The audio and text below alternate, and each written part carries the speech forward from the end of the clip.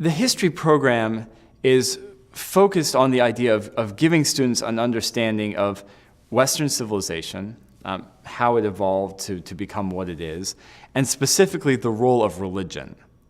Not just Catholicism, but also Protestantism, Orthodoxy, Islam, Judaism, in constructing that civilization. So all students are required to take a 2-semester sequence in what we call the origins of the modern world, how the world, especially the West, came to be what it is. Students then take another course in American civilization, where we focus on the founding ideals of the American political system. The 4th required course then is on politics and political theory, which has 1 foot in history and 1 foot in political philosophy. So that's the foundation that we try to give all our students. Then, if students choose to move on from that, we offer electives with an emphasis on European and American civilization, but then extending far beyond that into non-Western civilizations as well. So what we're trying to do in this whole sequence of history courses is to give students an understanding of essentially how the world got to be how it is. What factors in the past contributed to shaping the institutions that we live in today? And then following from that is the implied question of where are we going from here? The forces in the past are, of course, we're still being sort of carried along by the tide of history. That history doesn't stop; it's an unfolding process. And once we see how it's developed from the past, it gives us a better idea of how it will develop in the future and how we can shape that development.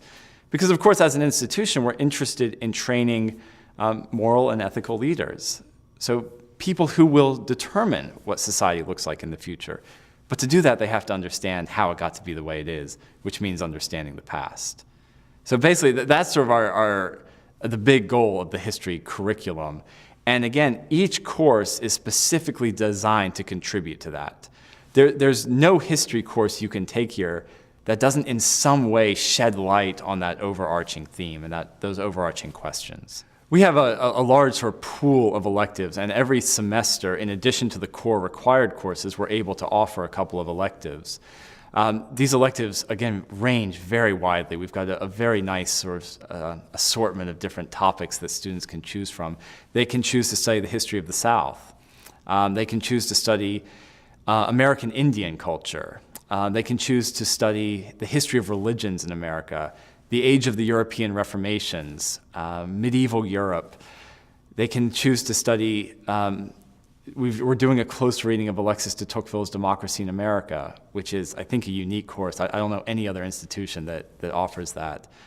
History of world religions. So we've got essentially this pool of courses, and over our students' 4 years here, he or she will have an opportunity to take any one of those, or all of them if they so choose. So in any given semester, we offer probably 2 or 3. Then we also offer history courses that are cross-listed as philosophy courses. So they can take history of medieval philosophy, history of modern philosophy, history of ancient philosophy. We offer fine arts courses, history of art, history of music.